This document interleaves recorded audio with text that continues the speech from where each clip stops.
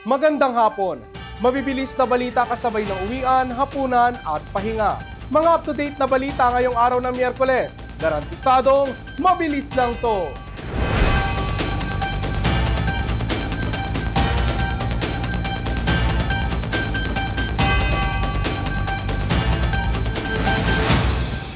Mga headlines ng mabibilis na balita, heto na! Impeachment Court sinilbi na ang writ of summons kay Vice President Sara Duterte. House prosecutors nalalabuan sa nangyaring order sa Impeachment Court kagabi. SIPCOR tiniyak na matutugunan ang kakulangan ng supply ng kuryente sa lalawigan ng Siquijor. At pinakabagong digital gaming platform na pwedeng makipaglaro with real players, alamin. Mayroon ng Impeachment Court. Pero ang trial hindi pa malinaw. Nagpasya kasi ang Senado na ibalik ang Articles of Impeachment sa Kamara laban kay Vice President Sara Duterte. Narito ang report. Pasado alas 11 ng umaga nang isilbi ang writ of summons para kay Vice President Sara Duterte mula sa Impeachment Court ng Senado. Binibigyan ng 10 araw ang bise para sagutin ang mga paratang. Sa ilalim ng Rules of Procedure on Impeachment Trials, matapos ang presentasyon ng Articles of Impeachment, ay isisilbi naman ang writ of summons. Sa kabila nito, wala namang nangyaring presentation of Articles of Impeachment mula sa prosekusyon na ngayong araw sana gagawin. Ang prosekusyon nalalabuan tuloy sa takbo ng pangyayari. Now, with respect to the action of the Senate last night, medyo ang prosecution panel po ay nalalabuan dito sa naging order ng impeachment court kagabi. So we resolve to seek the clarification of the impeachment court. With respect to the first order about the certification pertaining to our compliance with the Constitution in filing the impeachment complaint, we maintain our position. Sumunod po kami fully and strictly to the requirements of the Constitution. Paliwanag ni Presiding Officer at Senate President Cheese Escudero. Sinabi ba kahapon ng impeachment court na unconstitutional yung impeachment dahil nilabag nito ang 1-year ban? Hindi naman kami nagpasa eh. Raise your right hand and repeat after me. I, please state your name.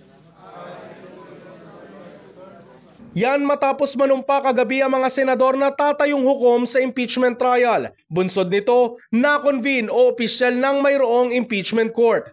Tumagal ng hanggang alas 10 kagabi ang sesyon ng impeachment court matapos ang balitaktakan at argumento dahil sa inamyendahang mosyon ni Senator Judge Alan Peter Cayetano mula sa unang mosyon ni Senator Judge Bato de la Rosa. Ipa-certify sa House na number 1, including the circumstances, na hindi nila violate yung Constitution in entertaining more than one impeachment complaint in 1 year.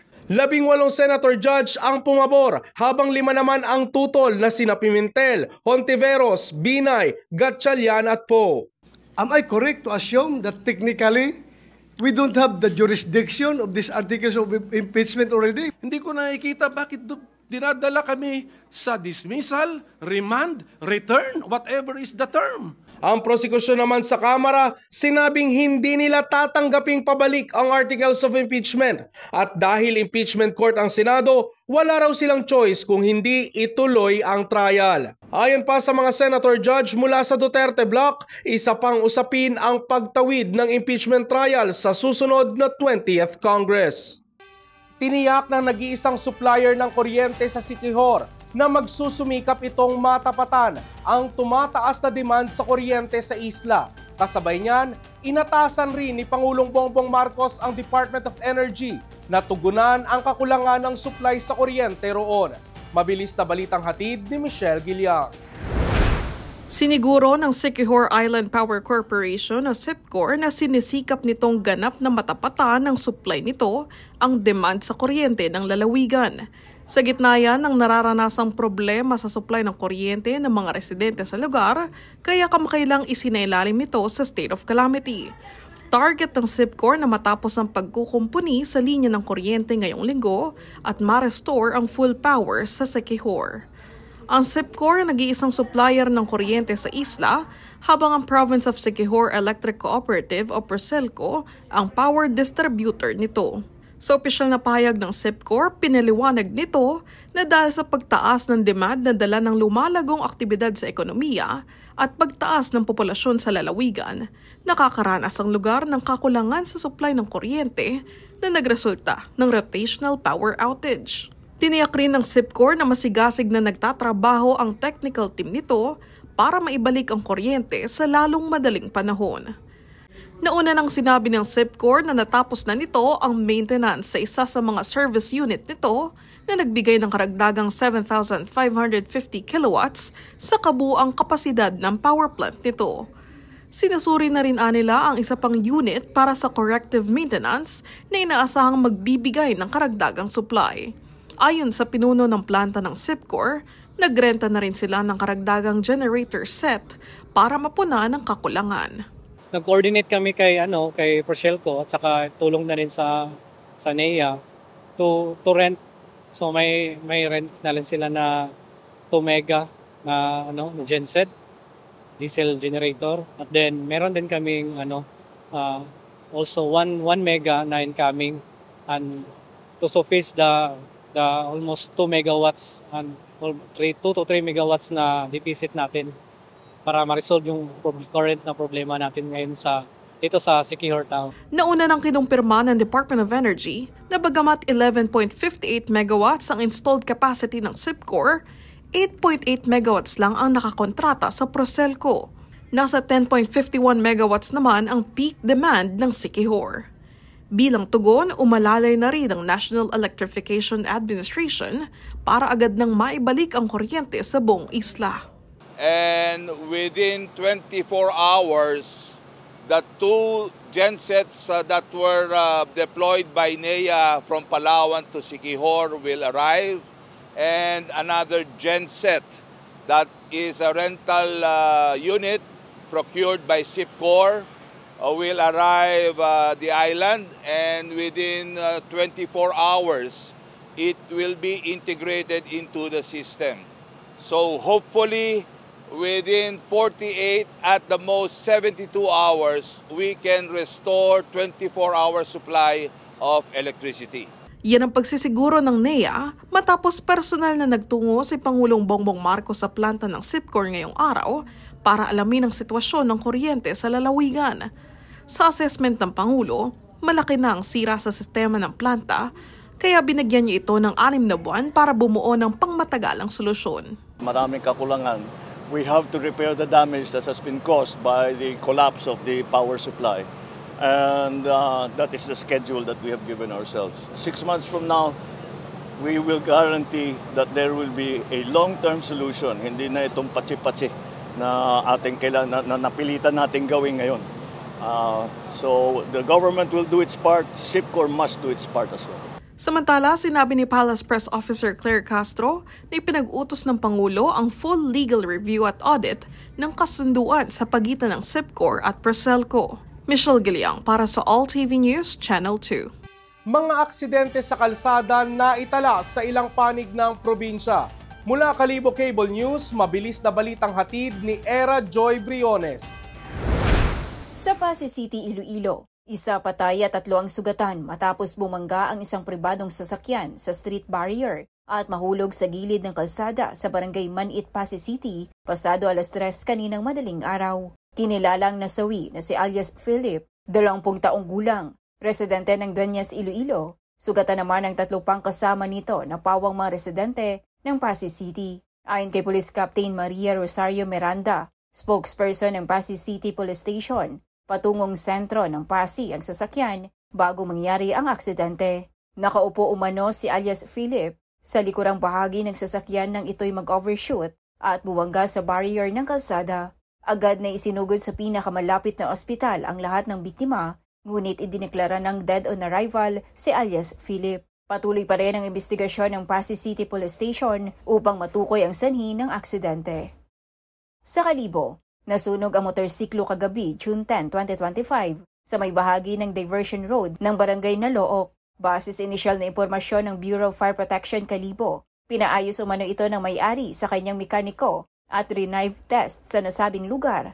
Ngunit biglang may pumutok sa ilalim ng parte ng motorsiklo at doon na nagsimulang lumiyab. Mabilis na kumalat ang apoy at mabuti namang hindi nasugatan ang mekaniko na driver ng naturang motorsiklo. Kaagad na nagresponde sa lugar ang mga miyembro ng Bureau of Fire Protection Kalibo at naapula ang sunog. Tinatayang umabot sa 60,000 pesos na pinsala ang naiwan ng naturang sunog. Era G. Briones para sa All TV News, Channel 2. Inilunsad kamakailan ang pinakabagong digital gaming platform kung saan first-hand itong na-experience ng mga internet personalities, ang GameZone. It's a match! Opisyal nang inilunsad ng DG Plus ang GameZone, ang pinakabagong digital gaming platform sa Pinas which offers thrilling and high-quality betting experiences. Ginanap ang grand launching ng GameZone sa EDSA Shangri-La Garden Ballroom nitong May 28. Dito, personal na experience ng ilang internet personalities ang classic Filipino game sa GameZone app. Simula pa lang ng launching event, extravaganzang performance na ang ipinamala sa stage ng top Filipino drag artists. Ibinida rin dito ng GameZone ang bago nitong interactive website interface where you can play with live players real-time. Sino ba kayo? Pero, mas pinaganda at mas pinabongga pa ang grand launching ng GameZone nang ipakilala na nito ang kanilang first ever brand ambassador. Na walang iba kundi si unkabuggable superstar Vice Ganda. Tanong ng marami, paano nga ba napayes ng GameZone si Vice Ganda? Nung nag-brainstorm kami dun sa mga images na ilalabas, sa mga art cards, sa billboard, isa sa mga major requests ko sa kanila, and they said yes right away. Sabi ko, kailangan sa mga art cards lahat, malaki yung nakalagay na disclaimer, reminder na play responsibly, play for fun only.